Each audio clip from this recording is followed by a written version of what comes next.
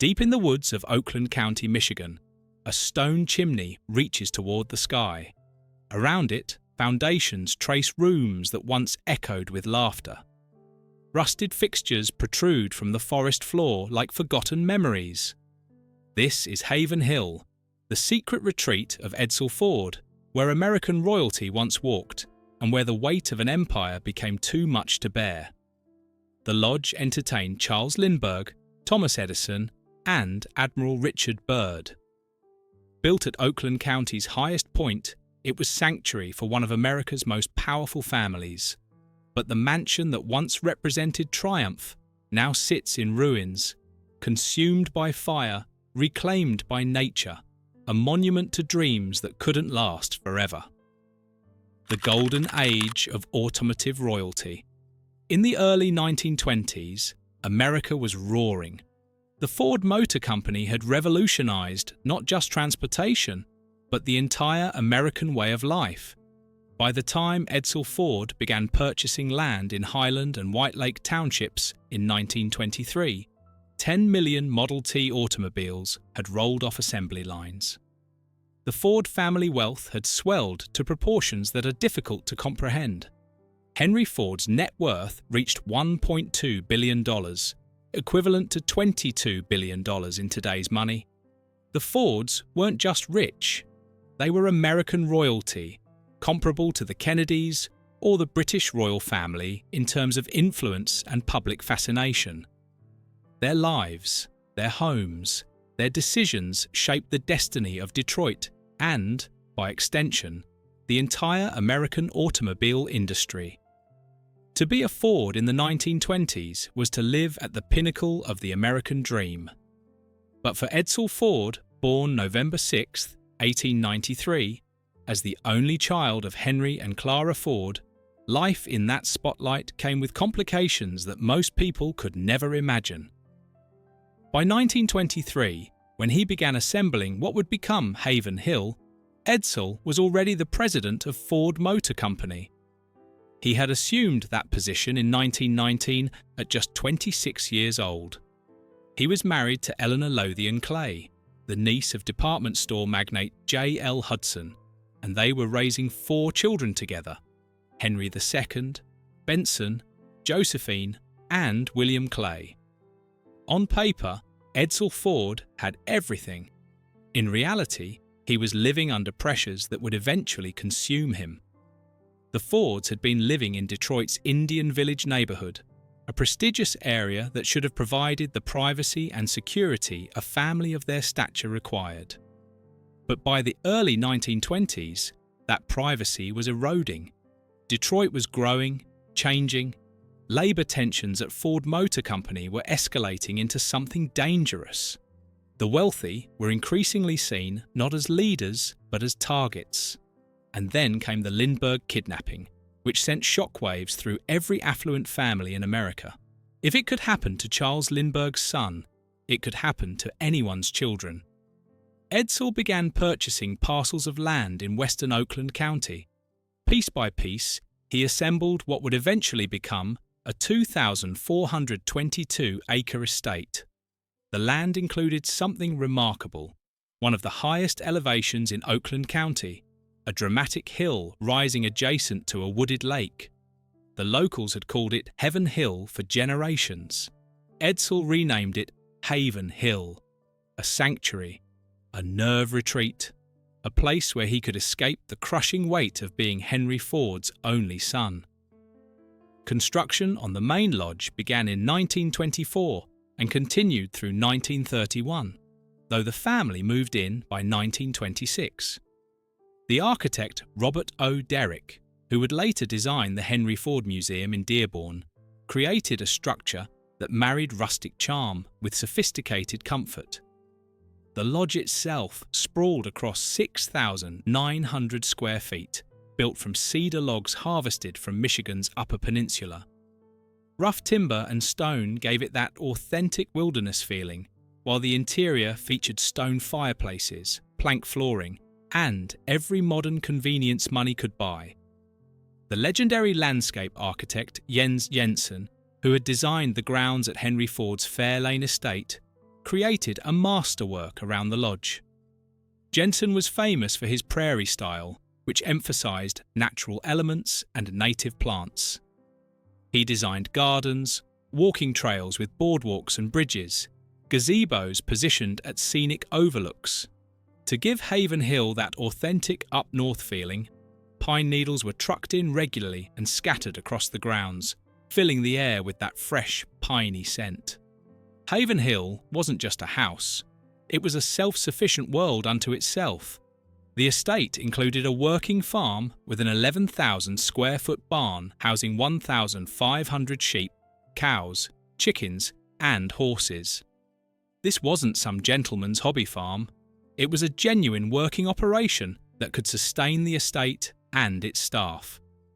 2 vegetable gardens provided fresh produce year-round. Henry Ford himself had once said that with 1 foot in industry and 1 foot in agriculture, America is safe. His son took that philosophy seriously at Haven Hill.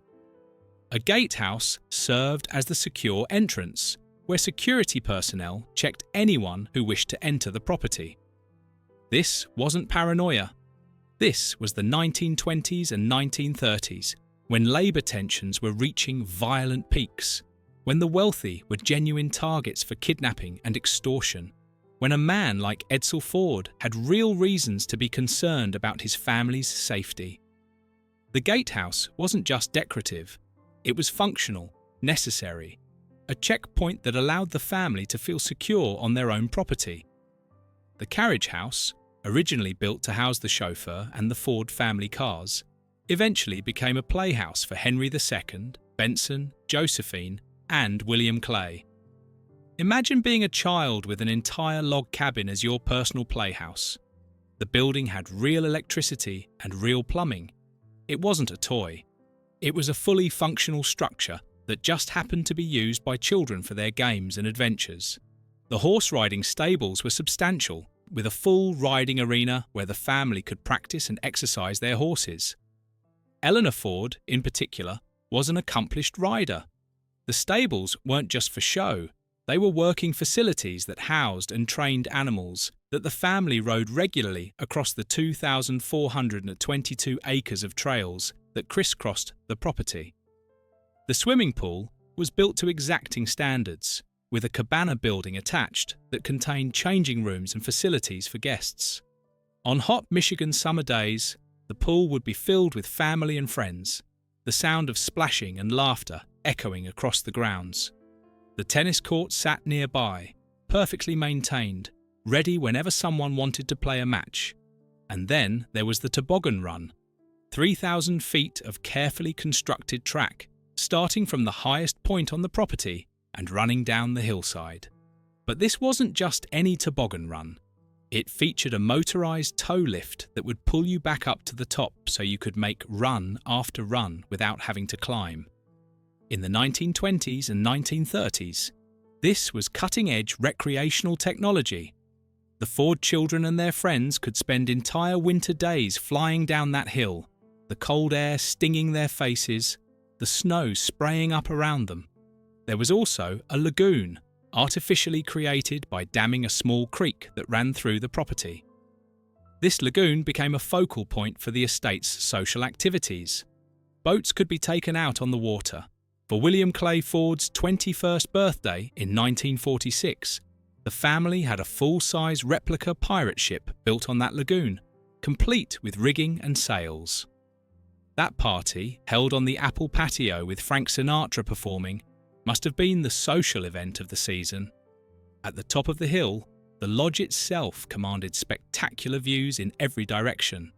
From the windows and terraces, you could see rolling hills, forests, the lake that Edsel had renamed Haven Hill Lake by damming Cedar Creek. On clear days, the view stretched for miles. Standing on that elevation, surrounded by 2,422 acres of private land, you could almost forget the troubles of the outside world. Almost. But you never really could, because no matter how beautiful the sanctuary, no matter how carefully designed the escape, the pressures that drove you there in the first place were still waiting. They were always waiting. But Haven Hill was more than just the Ford family's private sanctuary. It became an entertainment venue where Edsel and Eleanor hosted some of the most famous people of their era, the guests who walked these halls. Charles Lindbergh walked these halls. Just months after his historic solo flight across the Atlantic Ocean in 1927, Lindbergh was a guest at Haven Hill. He would later return multiple times, a close friend to the Ford family during the height of his fame. The friendship between the Fords and Lindberghs ran deep, which made the 1932 kidnapping and tragic loss of Lindbergh's son all the more haunting for Edsel and Eleanor, who understood too well what it meant to fear for their children's safety. Thomas Edison, Henry Ford's close friend and one of America's greatest inventors, visited Haven Hill. By the time he walked these grounds, Edison was in his later years, but his presence connected Haven Hill to the very birth of American innovation. Here was a man who had helped light the world, taking his leisure at a retreat built with automotive wealth. Admiral Richard Byrd, the polar explorer whose expeditions Edsel Ford personally financed, was a frequent guest. In 1926, Byrd made his historic flight over the North Pole, made possible by Edsel's backing. In gratitude, Byrd named the Edsel Ford Range of mountains in Antarctica after his benefactor. When Byrd visited Haven Hill, he brought with him stories of ice and endurance, of places on Earth that remained unconquered. Edgar Rice Burroughs, the creator of Tarzan, was another guest. Jackie Cooper, the young actor who had captured America's heart, visited as well. The Duke of Windsor, formerly King Edward VIII of England, who had abdicated his throne for love, spent time at this American wilderness retreat. These weren't just casual visits. Haven Hill was where relationships were forged, where deals were discussed, where the powerful and famous could relax away from public scrutiny. Edsel and Eleanor Ford, deeply involved in Detroit's art and culture scene, likely hosted numerous artists and intellectuals whose names have been lost to time, but whose conversations shaped the cultural landscape of their era. For the Ford children, Haven Hill must have seemed like paradise. Henry II, Benson, Josephine, and William Clay had the run of an estate that most people could only dream of visiting. They played in the carriage house that had been converted into their personal playhouse. They swam in the pool, played tennis, rode horses, and, in winter, zoomed down that 3,000-foot toboggan run with its motorised lift. For William's 21st birthday, the family hired a company to build a full-size replica pirate ship on the lagoon as a party showpiece. The party was held outside on the Apple patio and featured live performances, including one by Frank Sinatra. This was the Ford family at their zenith. Wealth beyond measure, influence spanning continents, a private world where they could simply be a family. But beneath the surface, something was deeply wrong. The shadow of Henry Ford. To understand what happened to Haven Hill, you have to understand what was happening to Edsel Ford during these same years. Edsel had been groomed from childhood to take over the family business. He spent his youth tinkering on cars with his father, learning the business from the factory floor up. He studied at the Detroit University School, where he took courses in drafting and engineering. By 1916, he was company secretary. In 1919, at age 26, he became president of Ford Motor Company. But there was a cruel irony at the heart of Edsel's presidency. He had the title, but he didn't have the power. Henry Ford, Edsel's father, had never truly let go. While Edsel served as president, Henry maintained control over every major decision.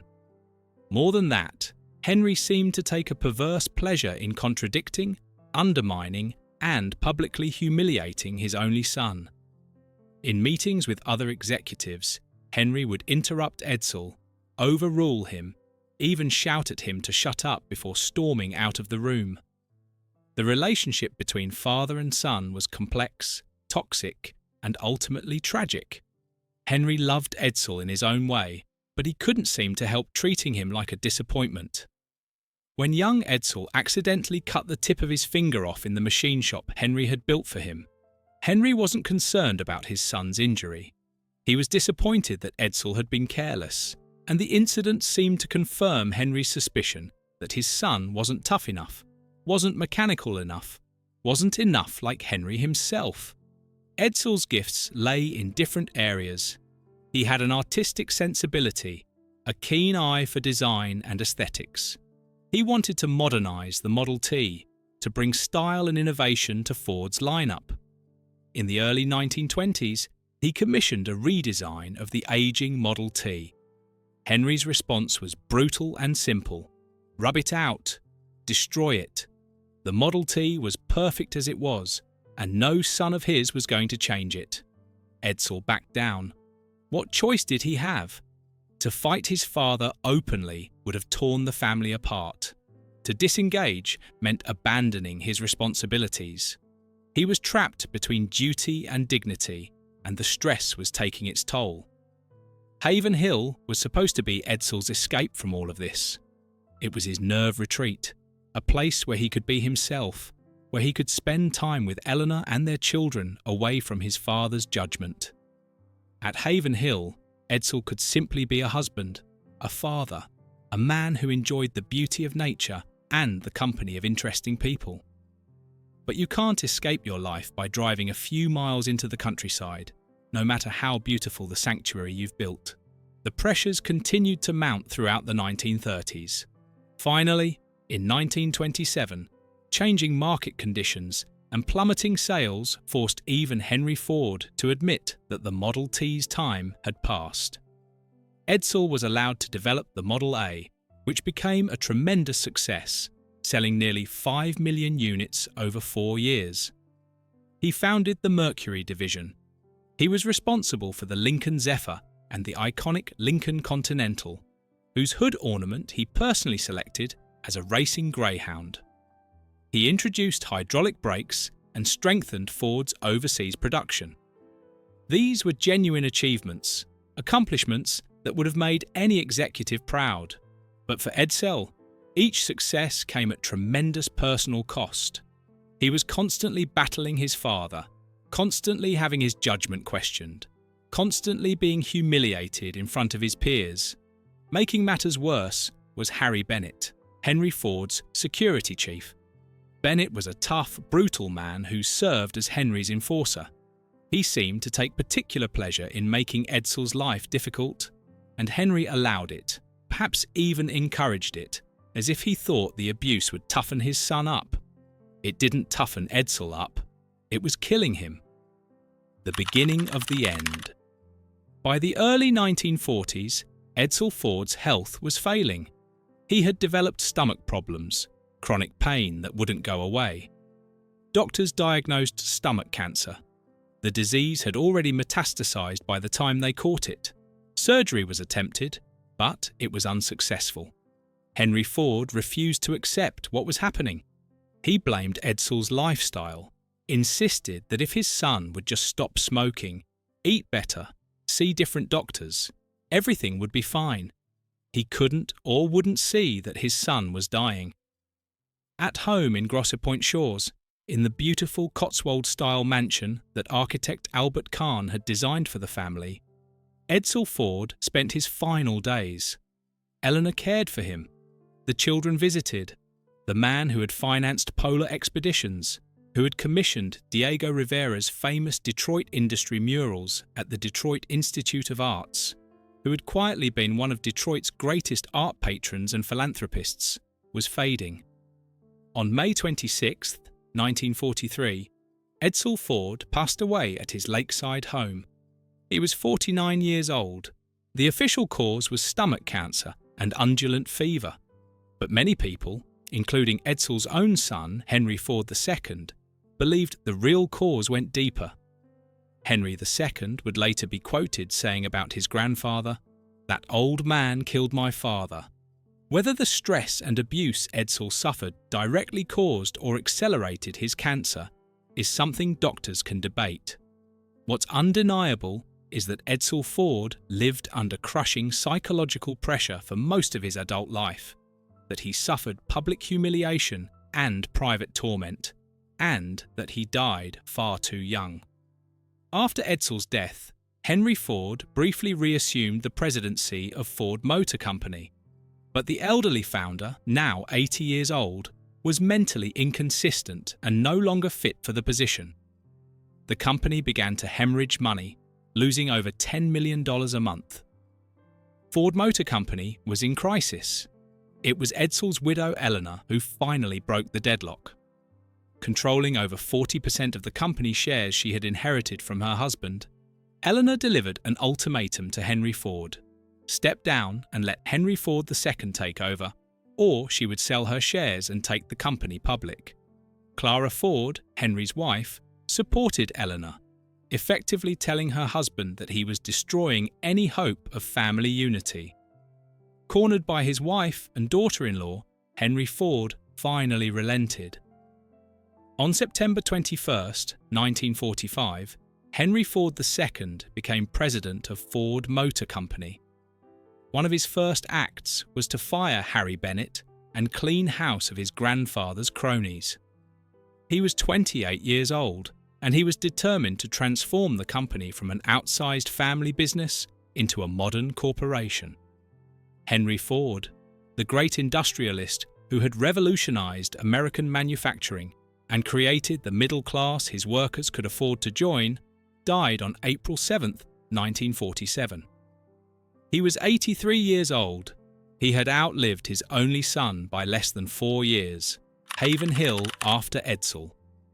After Edsel's death in 1943, Haven Hill's purpose changed. Eleanor Ford no longer wanted to keep the vast estate.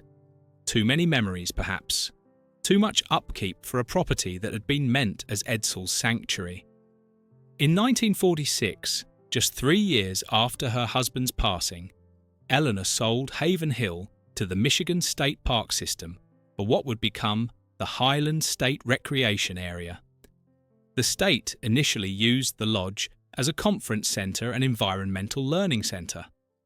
Park administrators and guests walked the same halls where Charles Lindbergh and Thomas Edison had once stayed. The toboggan run still operated. The grounds, lovingly maintained by Jens Jensen's original design, remained beautiful. For a time, it seemed that Haven Hill might have a second life as a public resource, a place where ordinary Michiganders could experience a piece of automotive history. But by 1980, state budget cuts forced the closure of the structures. The lodge, the carriage house, the barn, all the buildings that made up the Haven Hill complex were locked up and left empty. Nature began its slow work of reclamation. Vines crept up walls, trees grew closer. The paths and trails, once meticulously maintained, became overgrown. For 19 years, Haven Hill sat abandoned. The gatehouse, which had once been the secure entrance to a sprawling estate, was gradually swallowed by forest overgrowth. The swimming pool cracked. The tennis courts disappeared beneath weeds. Inside the lodge, the stone fireplaces where the Ford family had warmed themselves on winter evenings stood cold. The windows, no longer maintained, began to fail. Weather got inside. Then, in late January 1999, tragedy struck in a senseless act that would seal Haven Hill's fate forever. The fire that ended everything. Teenage vandals broke into the vacant lodge on a winter night in 1999. They were just kids, probably looking for a thrill, a place to explore where they weren't supposed to be. Maybe they were curious about the famous Ford family retreat. Maybe they just wanted somewhere to hang out away from adult supervision. Whatever their intentions, the result was catastrophic. A fire started. Whether it was accidental or deliberately set, the outcome was the same. The flames spread through the 6,900 square foot structure, consuming the cedar logs that had been harvested from Michigan's Upper Peninsula 76 years earlier. The lodge burned through the night, flames visible for miles around, a beacon of destruction at the highest point in Oakland County. By morning, Haven Hill Lodge was gone. The roof had collapsed. The walls had fallen. All that remained was the stone chimney, still standing like a grave marker, and the foundations that traced where rooms had once been. The heart of the estate, the place where Edsel Ford had sought peace, where his children had grown up, where American royalty and international celebrities had gathered, was reduced to rubble and ash. The loss was devastating. The lodge at Haven Hill wasn't just another old building. It was a piece of automotive history, a tangible connection to the golden age of American industry. It represented an era when Detroit was the most important manufacturing center in the world, when the Ford name meant innovation and progress and the future itself. The state lacked the resources to rebuild. The ruins were simply left as they were. Over the following years, other parts of the estate were lost as well. The horse riding stables burned down in another fire. In 2008, a severe storm with high winds caused the massive barn, which had once housed 1,500 sheep, cows, chickens, and horses, to collapse. One by one, the structures that made up Haven Hill disappeared, leaving only fragments and memories. Today, you can still visit what remains. Haven Hill is now part of the Highland State Recreation Area. The property covers 5,900 acres of rolling hills, forests, and lakes, created by combining the old Haven Hill estate with other parcels acquired by the state. It's a beautiful park, popular with hikers, mountain bikers, and equestrians. If you know where to look, you can find the ruins. Walking through ghosts. To reach the ruins of Haven Hill Lodge today, you start at the gatehouse. The structure has been partially restored through the efforts of volunteers from the Friends of Highland Recreation Area, an organisation dedicated to preserving what's left of the estate's history. The gatehouse, which once served as the secure entrance where guards checked visitors before allowing them onto the property, now sits near the park entrance, no longer hidden by the forest overgrowth that nearly consumed it. From there, you follow trails that wind through the woods. These are the same paths the Ford family once walked, though now they're used by hikers and mountain bikers rather than industrial magnates and their famous guests. The terrain is hilly, dramatic. You understand why Edsel Ford fell in love with this land. As you climb toward the highest point in Oakland County, you start to see fragments of the past. Rusted metal fixtures protrude from the ground. Cement poles and other foundations appear among the trees. You're getting close. Then you arrive at the lodge site. The stone chimney still stands, tall and solitary, though it's slowly deteriorating and has been cordoned off for safety. It's a haunting sight, this single vertical element rising from the horizontal spread of foundations. Around it, you can trace the footprint of the entire lodge.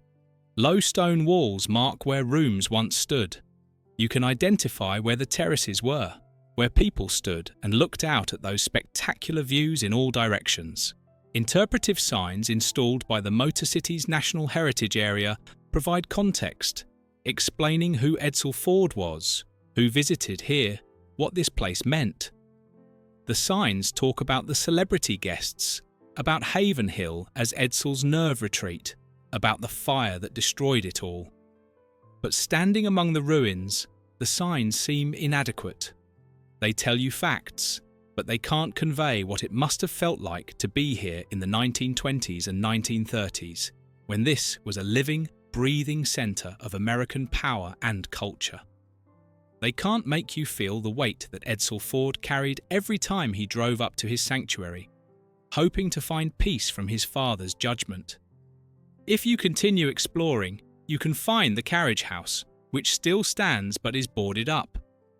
This is one of the only original structures that hasn't been lost to fire or collapse. Inside this building, young Henry II, Benson, Josephine, and William Clay Ford once played, oblivious to the forces that were slowly destroying their father. The pool is still there, though cracked and dry. The tennis court is buried somewhere under decades of vegetation. The 3,000-foot toboggan run with its motorised lift is gone, reclaimed by the forest. The remains of the barn, mostly collapsed after the 2008 storm, are fenced off for safety. What strikes you, walking through these ruins, is how thoroughly nature has reclaimed what was once a triumph of wealth and landscaping. Jens Jensen's carefully designed prairie-style grounds have reverted to wild forest. Trees grow through foundations. The pine needles that were once trucked in to maintain that up-north atmosphere now fall naturally from the surrounding forest. The estate that was meant to be a controlled, cultivated sanctuary has become genuinely wild again. In a strange way, Haven Hill has returned to what it was before Edsel Ford arrived. Heaven Hill, the highest point in Oakland County, a beautiful piece of Michigan wilderness. But the ghosts remain. The legacy of ruins. Eleanor Clay Ford lived until October 19, 1976. She was 80 years old when she passed away, having outlived her husband by 33 years. After Edsel's death, Eleanor had become one of Detroit's most important philanthropists, continuing and expanding the charitable work she and Edsel had done together. She supported the Detroit branch of the NAACP, the Henry Ford Hospital, the Detroit Symphony, and countless other organizations.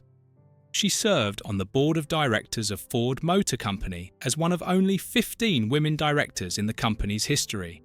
Most importantly, Eleanor ensured that the Grosse Pointe Shores mansion, the beautiful home Albert Kahn had designed for her family, would be preserved for the benefit of the public, just as she had wished for Haven Hill. Today, the Edsel and Eleanor Ford House is a National Historic Landmark, open for tours, with its 87 acres of lakefront grounds and original art collection intact. It's a testament to what Eleanor and Edsel valued: beauty, culture, community. Haven Hill never received the same preservation. The state didn't have the resources. The public didn't seem to care as much about a hunting lodge in the woods as they did about the grand mansion on Lake St. Clair. When the lodge burned in 1999, there was no outcry, no campaign to rebuild. It was simply gone, and people moved on. The Ford family continued to shape American industry for decades after Edsel's death. Henry Ford II transformed the company his grandfather had founded, and his father had struggled to modernize. Under his leadership, Ford Motor Company became a publicly traded corporation in 1956 and grew into one of the largest companies in the world. He served as CEO until 1979 and as chairman until 1980, finally stepping down at age 63. Benson Ford and William Clay Ford also worked in the family business. The Ford name remains synonymous with American automotive manufacturing. The wealth that built Haven Hill continues to flow through family trusts and foundations, supporting causes Edsel and Eleanor would have recognized. But Haven Hill itself remains in ruins. The Friends of Highland Recreation Area, a volunteer organisation, maintains the grounds around the former lodge for park visitors. They've worked since 2007 to clean up the site, install informative signage, and preserve what's left. They've partially restored the gatehouse, rebuilt garage doors, installed new windows, repaired roofs. It's slow, dedicated work, done by people who understand that this place matters, that it's more than just some old ruins in the woods. The fireplace chimney, slowly crumbling, can't last forever. Eventually, even that last vertical element will fall. The foundations will continue to sink into the earth. Given enough time, there will be nothing left but stories and photographs, memories of a place that once represented the pinnacle of American industrial wealth and the private sorrows it concealed. Haven Hill is a monument frozen in time, but time hasn't frozen. It keeps moving, keeps eroding, keeps reclaiming. What the ruins teach us. There's something profound about standing in the ruins of Haven Hill. This place, which was supposed to be a permanent sanctuary, a fortress against the pressures of the world, lasted barely 50 years in its intended form. The estate that Edsel Ford spent from 1923 to 1931 building was sold by his widow just 3 years after his death. It served as a state conference centre for 34 years before being abandoned. It sat empty for 19 years before burning down. From vision to ashes, 76 years.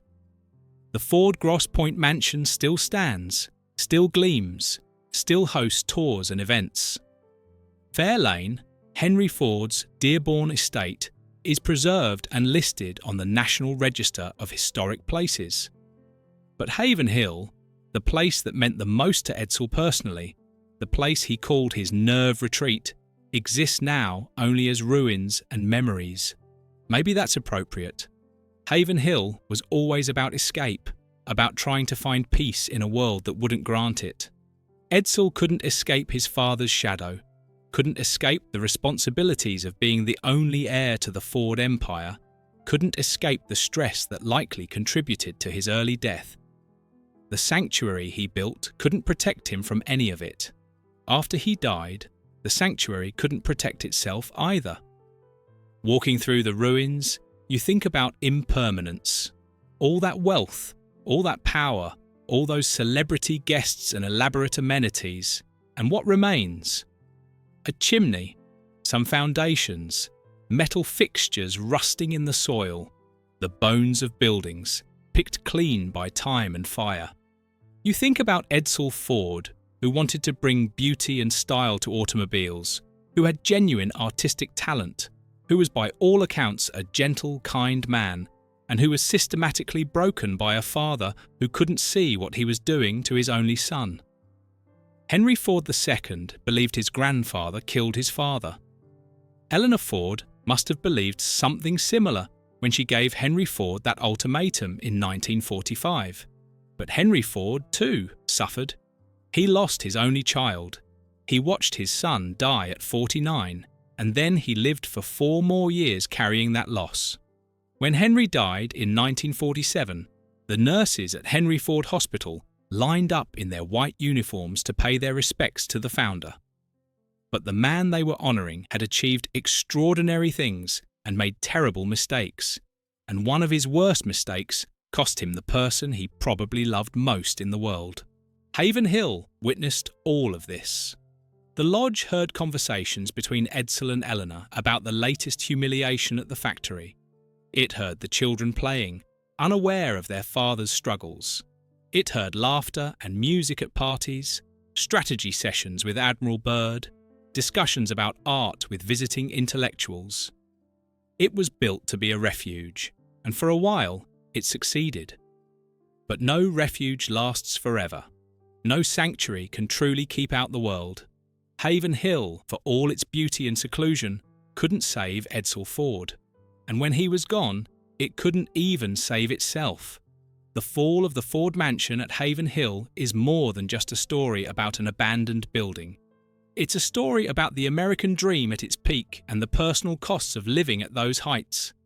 It's about a father and son who loved each other but couldn't find a way to coexist. It's about wealth that could buy everything except peace, health, or time. Today, Haven Hill belongs to hikers and mountain bikers, to deer and birds, to the slow processes of decay and regrowth. The estate that required armies of workers to maintain now maintains itself through neglect. The grounds that Jens Jensen carefully designed in the prairie style have become prairie again, but wild prairie, uncontrolled prairie, prairie that owes nothing to human vision. Occasionally, someone who knows the history will make the pilgrimage to the ruins. They'll stand where the lodge stood, look out at the views Edsel Ford loved, and try to imagine what it must have been like when this place was alive with possibility. They'll read the interpretive signs, take a few photographs, and then continue down the trail, leaving the ghosts to their silence. Industrial wealth frozen in time. That's what Haven Hill is now. A moment in American history, crystallized in stone and foundation, slowly dissolving back into the earth. The Model T revolutionized America. The Ford assembly line changed manufacturing forever. The wealth that flowed from those innovations built an estate at the highest point in Oakland County. And now it's gone, except for a chimney, some walls, and the stories we tell about what once stood here. If you enjoyed this video, please like and subscribe to our channel so you never miss out on more fascinating stories.